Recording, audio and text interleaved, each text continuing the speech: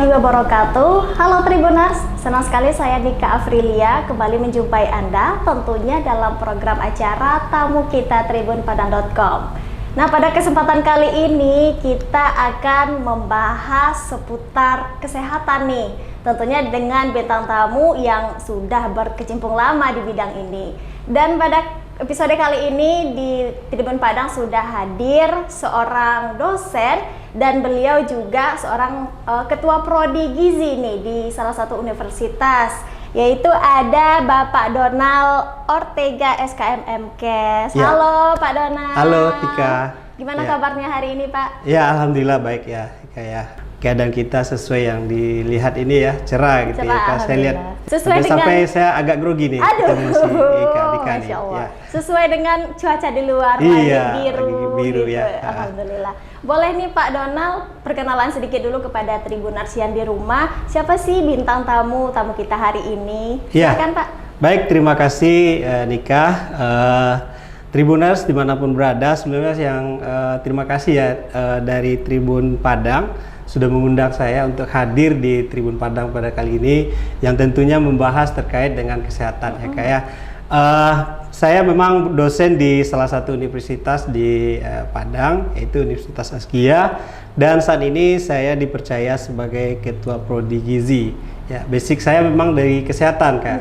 Ya, S1 saya itu di Kesmas, Kesehatan Masyarakat, Sarjana Kesehatan Masyarakat. S2 saya juga di Kesehatan Masyarakat, yaitu MKes, Master Kesehatan Masyarakat. Ya. Jadi pola berpikir mungkin sesuai dengan jalur kita ya.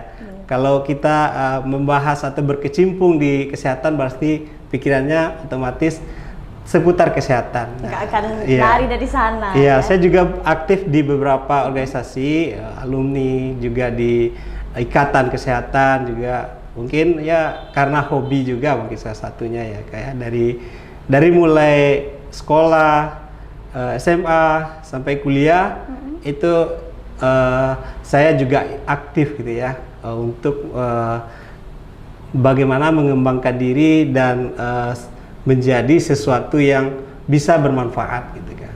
Ya. Tentunya kita harus memberikan dampak positif nih bagi orang-orang sekitar kita, siapapun itu.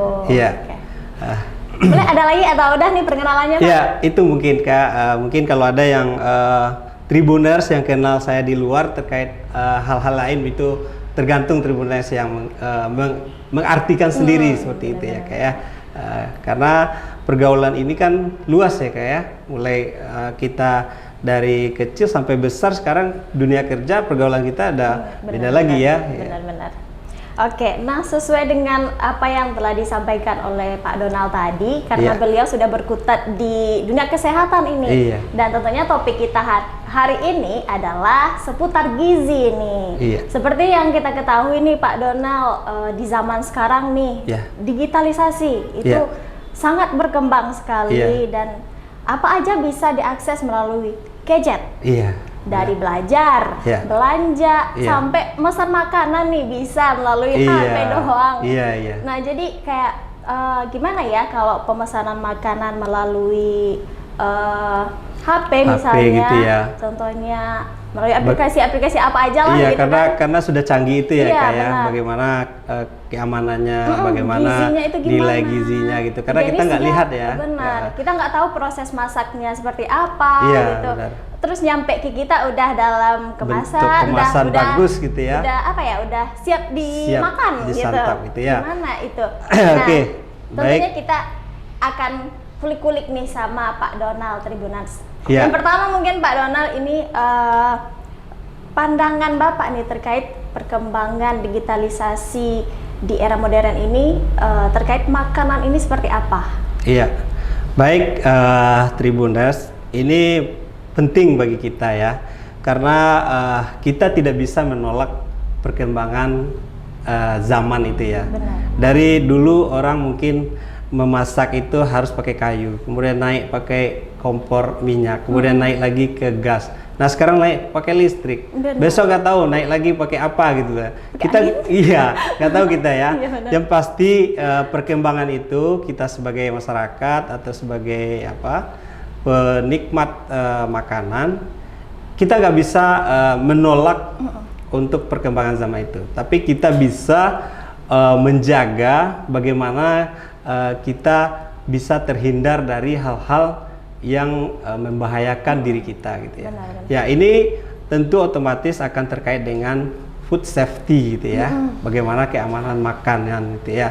Kalau menurut saya ini di dalam kita berkehidupan sosial itu ada beberapa elemen yang harus mengetahui atau harus bertanggung jawab lah terhadap ini gitu. Yang pertama, kita hidup bermasyarakat tentu ada kepalanya.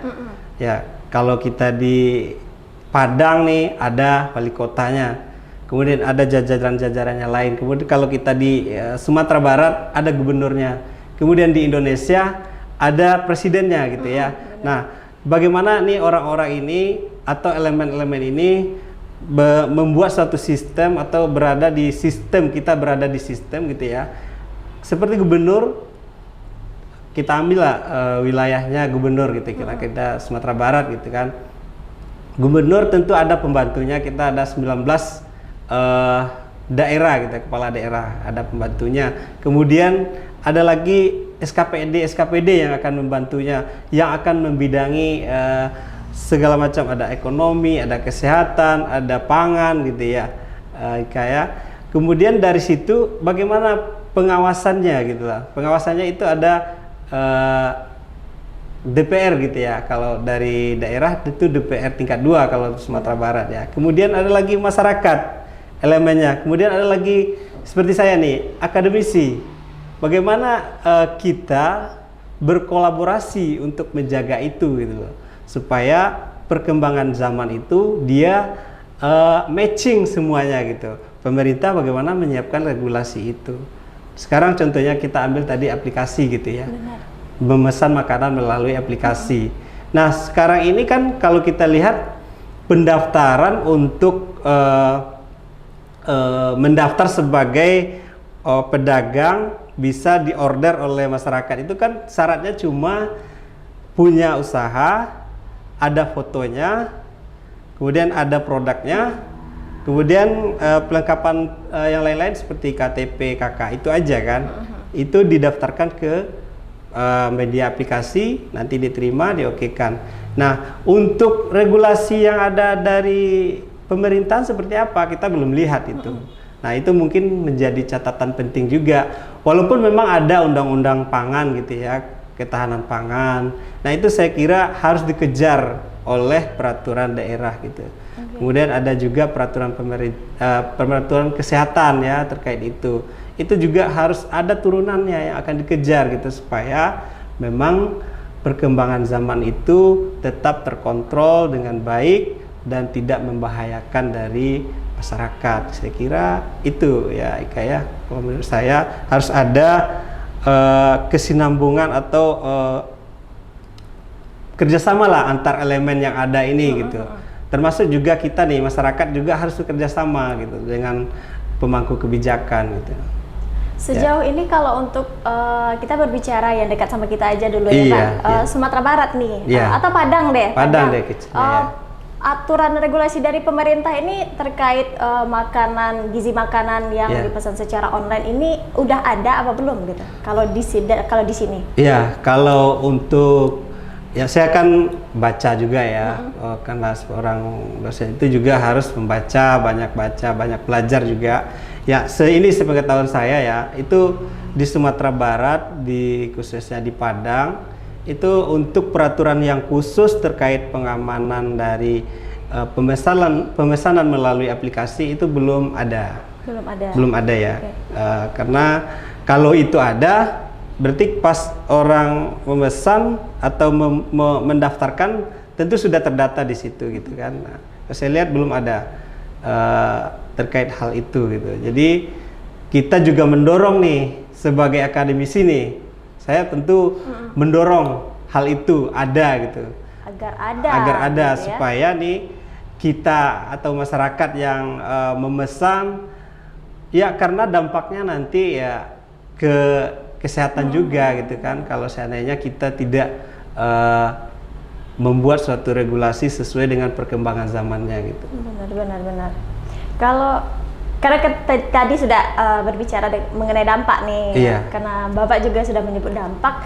Itu kalau menurut Bapak nih sebagai ahli gizi nih, bagaimana dampak dari digitalisasi di era digitalisasi di era modern ini ya terhadap pemesanan makanan online gitu. Iya. Bagaimana dampaknya terhadap gizi gitu ya, kira-kira. Ya, untuk dampaknya tentu kalau seandainya kita lihat untuk saat ini langsung gitu, tentu tidak bisa kita buktikan dengan kasat mata gitu, karena dia melalui online gitu ya. Kalau kita buktikan itu harus melalui by riset gitu kan. Nah sekarang ada beberapa hal yang harus kita lihat gitu loh, karena ketika kita membaca dampak itu sangat luas cakupannya. Sampai-sampai ini kan di aplikasi ini kan tidak di Indonesia saja, sampai di luar negeri gitu ada aplikasi gitu kan. Nah kalau dampaknya khususnya di kesehatan, saya kira ya, karena ini tidak bisa dilihat proses membuatnya dan kita tahunya tadi sudah sampai saja. Nah itu pasti kita tidak bisa melihat apakah makanan yang kita makan itu terkontaminasi atau tidak, sudah terkena bakteri dan higienisnya seperti apa, itu tidak kita tahu gitu. Nah seandainya ini yang dikonsumsi tentu berdampak kepada kesehatan gitu. Nah kesehatan, nah contohnya sekarang kita ada aja penyakit yang tidak kita ketahui lalu muncul gitu kan. Di rumah sakit itu ada beberapa tahun yang lalu penyakit itu tidak ada. Nah sekarang tiba-tiba penyakit itu muncul. Nah saya kira ini juga salah satu penyebab dari kemajuan yang tidak diiringi dengan regulasi yang baik gitu loh. Saya kira itu, iya Kak. Ya, kalau kita lihat dampak secara ini ya, membuktikan dulu kita kan gizi buruk namanya, sekarang udah ada stunting namanya. Nah itu stunting itu banyak kan di ini sekarang, walaupun itu tidak tidak signifikan terafiliasi akibat dari online gitu, tapi yang pokoknya itu kan pangan gitu ya, intinya keamanan pangan gitu yang intinya yang disorot di situ gitu, bagaimana pangan itu diperoleh oleh masyarakat luas gitu. Yang tadi payungnya ada pemangku kebijakan, gubernur, ada pemantau seperti DPR, ada juga by riset dari akademisi, dosen gitu. Kemudian masyarakat itu sendiri seperti apa kesadarannya gitu. Nah seperti itu. Berarti tidak menutup kemungkinan tingginya tingkat stunting di suatu daerah itu disebabkan oleh digitalisasi makanan ini. Iya, salah satunya juga saya kira itu ya, Nika ya. Tapi memang tidak signifikan kalau untuk saat ini realitanya. Cuman ini penting kita bahas sebelum terjadi nanti ya, karena Padang sendiri kan termasuk kota yang sudah menerapkan digitalisasi itu ya, karena memang beberapa daerah yang tinggi angka stuntingnya memang ada yang belum masuk digitalisasi, tetapi makanan yang dikelola oleh pedagang-pedagang itu sudah masuk tuh yang baru-baru, yang model-model pengelolaannya yang baru-baru gitu loh. Seperti yang disampaikan tadi, yang dulu masaknya itu pakai kayu, sekarang masaknya pakai listrik. Nah itu kan beda nanti ininya, masak makanannya itu gitu loh. Nah itu edukasi seperti itu perlu gitu, karena ya kalau itu tidak dikelola dengan baik ya pasti berdampak, akan lebih luas berdampaknya. Karena kalau kita memperbaiki suatu sistem itu, kalau hanya kulitnya itu tidak akan habis-habisnya gitu ya, Nika ya. Harus sampai ke dalam. Iya, dari akarnya yang kita ini kan perbaiki gitu loh. Jadi kalau menurut Pak Donald nih, bagaimana nih cara kita menanggulangi digitalisasi makanan ini, baik dari masyarakat juga, karena ya memang karena berpengaruh sama kesehatan kita sendiri yang mengkonsumsi. Seperti apa tuh Pak? Kalau kita lihat ya, yang banyak memesan makanan online ini kan sebenarnya milenial gitu ya, kaum milenial gitu ya. Kaum nikah lah mungkin ya. Yang mungkin, mageran. Iya, mager mungkin di rumah gitu ya. Kita sebenarnya tidak menyalahkan pedagang, tidak menyalahkan masyarakat. Ya seperti kita sampaikan tadi ya, kita tidak menolak itu. Tapi bagaimana kita mematchingkan itu gitu ya.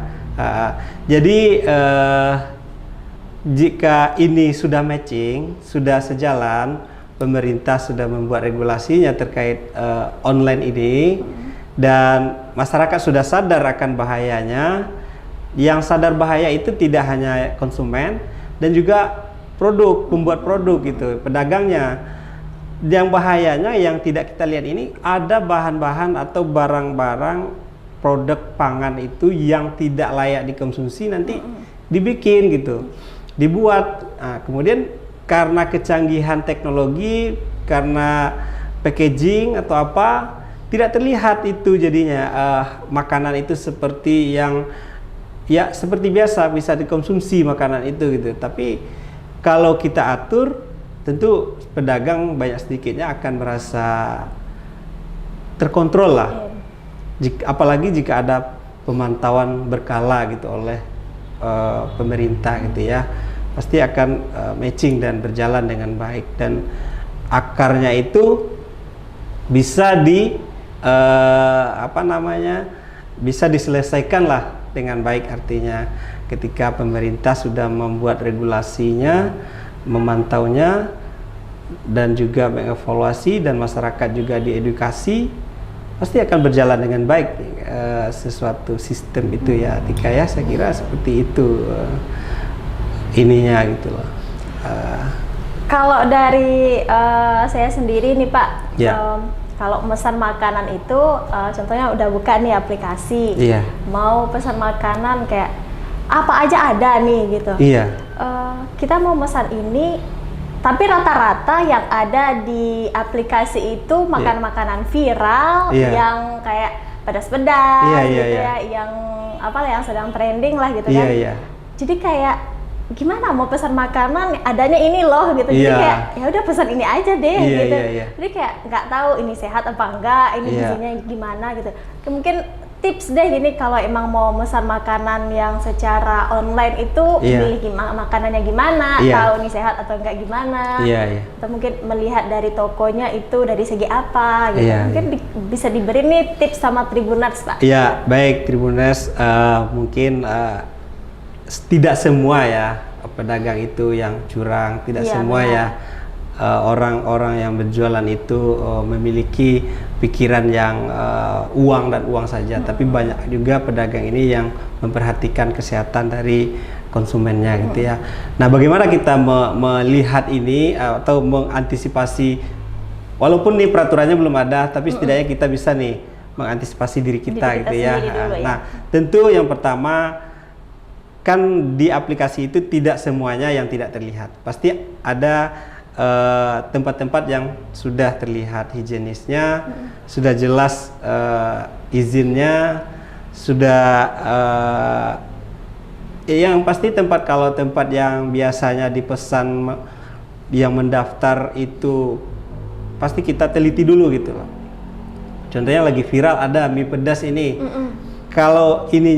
Kalau memang kita mau gitu ya, harus kita lihat dulu ke lokasinya di mana sih tempat ini. Setelah kita tahu itu tempatnya di mana, seperti apa pengelolaannya, besoknya baru boleh kita pesan tuh. Itu triknya kalau menurut saya supaya amannya ya. Atau sekarang kan canggih juga, bisa di-search, dilihat. Nah, kalau benar-benar tidak ada ininya di internet atau di digital itu, kita lihat di search ternyata tidak ada nih, ini gimana? Nah, maka kita harus langsung cek nih benar gak dapurnya seperti apa. Saya sering itu kalau seandainya membeli makanan, saya cuci tangan tuh di tempat orang itu, saya lihat dapurnya higienis atau enggak.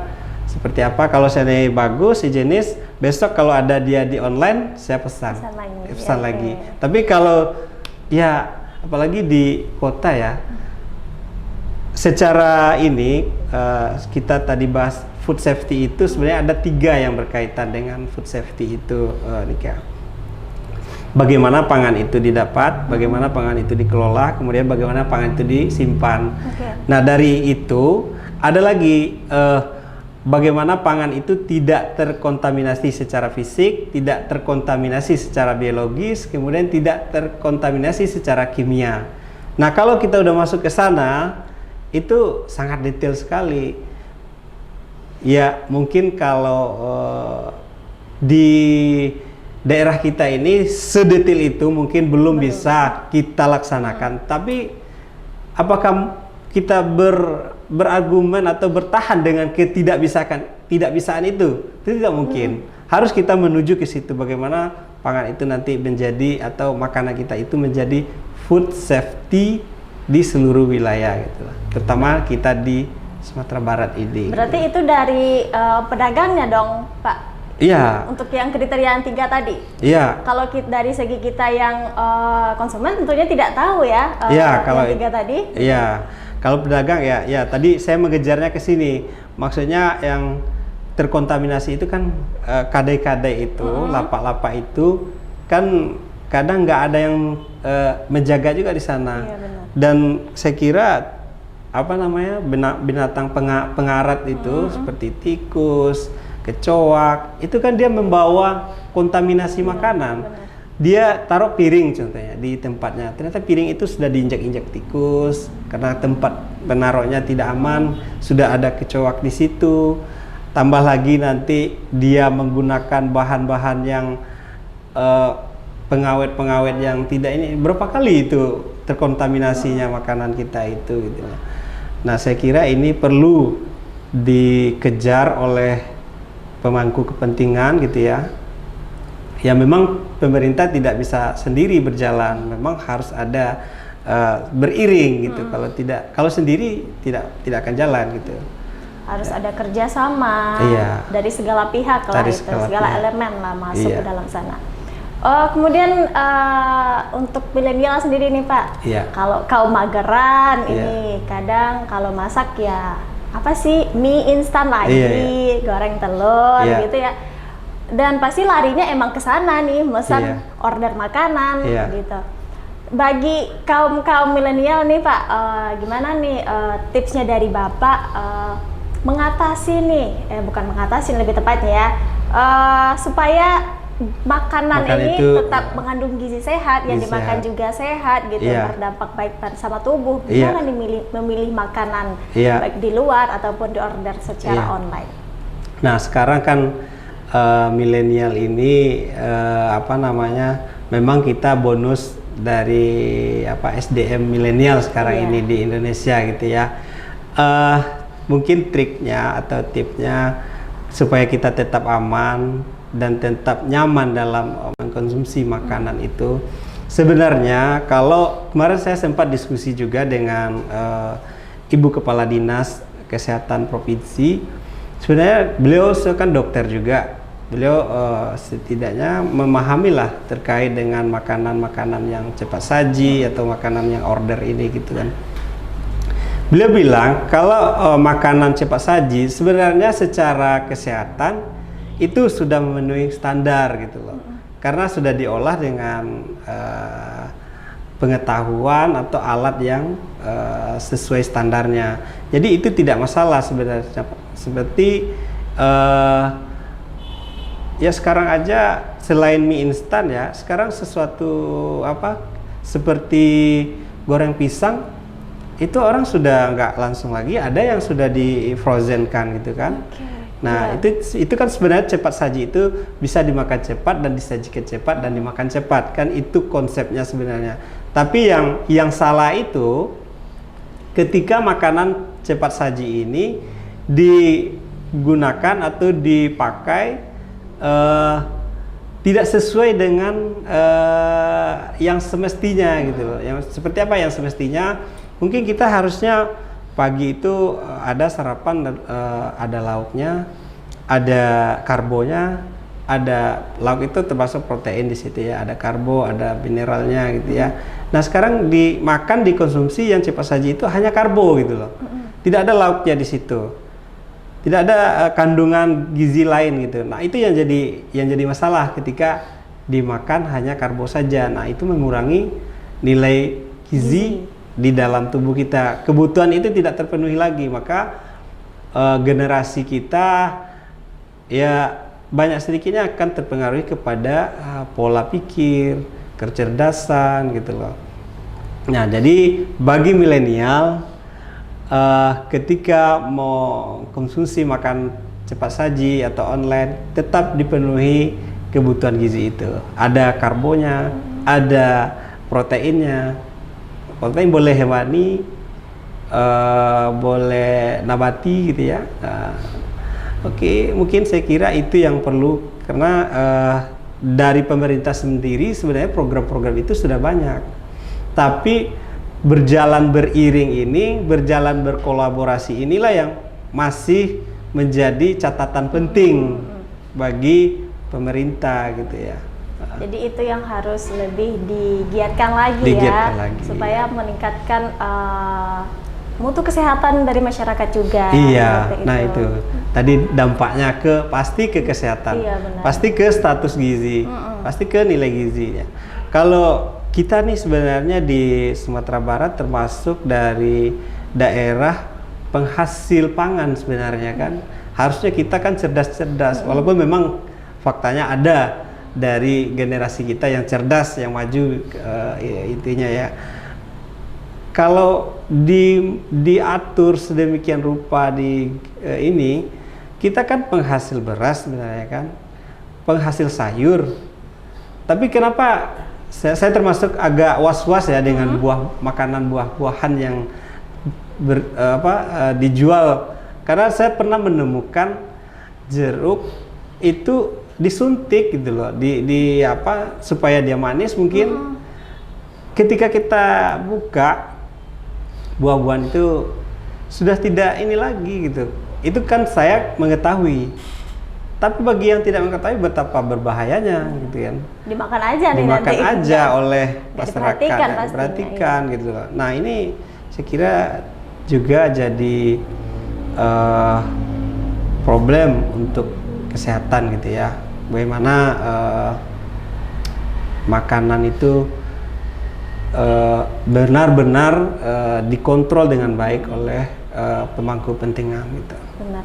Mungkin nanti bisa dibuat kalau misalnya mau mendaftarkan lapaknya nih di aplikasi makanan online, bisa ada persyaratan yang sudah terbukti higienisnya gitu, sudah melihat bagaimana proses pembuatannya gitu, supaya lebih lebih terjamin gitu mutu makanannya ini, kualitasnya gitu. Ya, kalau itu harus kita kejar yang melalui aplikasi ini, memang harus ada suatu regulasi yang memperjelas bagaimana status makanan itu aman untuk dimakan. Ya, minimal seperti food safety tadi ya. Tidak terkontaminasi secara fisik, tidak terkontaminasi secara biologis dan secara kimia gitu. Kalau itu sudah terpenuhi, saya kira kita tidak ada kekhawatiran lagi gitu ya. Nah, bagaimana mengontrol itu ya dengan peraturan gitu. Kalau nggak dikontrol dengan peraturan ya orang bagaimana bisa bisa merasa dikontrol gitu. Pastinya akan bebas aja gitu kan. Orang mau jualan apa juga bebas, kita mau pesan apa juga ya udah pesan gitu. Kalau suka enak ya udah pesan gitu. Oke, terakhir nih Pak Donald, mungkin ada nih saran, pesan kepada Tribunars juga, atau mungkin kepada para pedagang-pedagang makanan di luar sana terkait perkembangan digitalisasi di bidang makanan ini juga. Gitu mungkin silakan Pak. Baik Tribuners, mungkin pesan kita ya sebagai akademisi ya, yang pertama tentu kepada pemerintah gitu ya, kita berpesan agar ini menjadi catatan atau menjadi perhatian bagi pemerintah, karena jika tidak akan berefek juga kepada status gizi. Itu kan status gizi itu kan tanggung jawabnya pemerintah gitu kan, dan perangkat-perangkatnya gitu ya. Kemudian bagi pedagang, ya kita nggak tahu pedagang, kalau bisa pedagang dengarlah percakapan kita ini ya. Kayak kemudian bagaimana pedagang itu, kalau kita agamanya Islam tentu sudah tahulah menjual itu harus sesuai, jujur. Yang pertama jujur ya, yang kedua halal, yang ketiga bernilai baik gitu ya. Bernilai baik ini sudah mencakup itu semuanya ya. Kemudian bagi konsumen ya, harap lebih teliti lagi, kalau bisa memanfaatkan dapur sendiri lebih baik gitu ya. Tapi kalau memang kesibukan tidak memungkinkan, ya harus dikejar bagaimana dikelola oleh konsumen itu, bagaimana dimasak, bagaimana diproses. Nah, itu harus dikejar oleh kita gitu. Siapa yang akan mengejar kalau bukan kita gitu kan, yang memesan gitu. Nah, nggak mungkin saya yang akan memesan, Tika yang akan melihat itu kan nggak mungkin juga gitu ya. Oke, mungkin untuk kita bisa menjadi maju gitu ya Tika ya, memang dipersiapkan dari mulai peraturannya, mulai dari masyarakatnya. Masyarakat mulai dari kandungan sudah dipersiapkan juga ininya gitu lah, agar SDM itu memang benar-benar disiapkan dari awal gitu ya.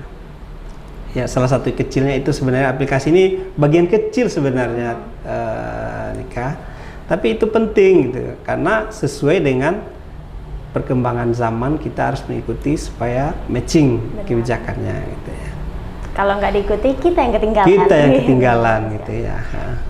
Oke, itu dia Tribuners pembahasan kita tadi mengenai food safety di tengah era digitalisasi ini. Tapi terlepas dari akibat semua tadi, dampak akibatnya itu perkembangan digitalisasi ini memberikan ada efek positif, dampak positifnya juga tuh kita, baik dari pedagangnya, untuk pedagangnya lebih bisa menjual makanan lebih luas, menjangkau masyarakat lebih mudah gitu kan.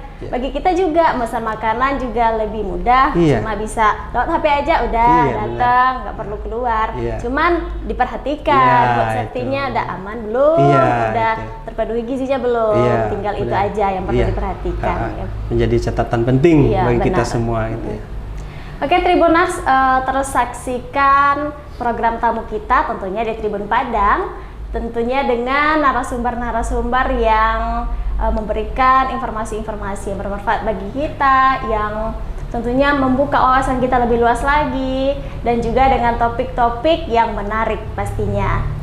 Ini dia pembahasan kita hari ini bersama Pak Donald. Terima kasih sudah hadir di Tribun Padang. Semoga lain kali bisa membahas topik-topik lain nih seputar kesehatan juga. Iya benar. Terima kasih Pak Donald. Sama-sama. Kita tutup sesi hari ini. Saya undur diri dan juga Pak Donald mohon pamit. Wassalamualaikum warahmatullahi wabarakatuh.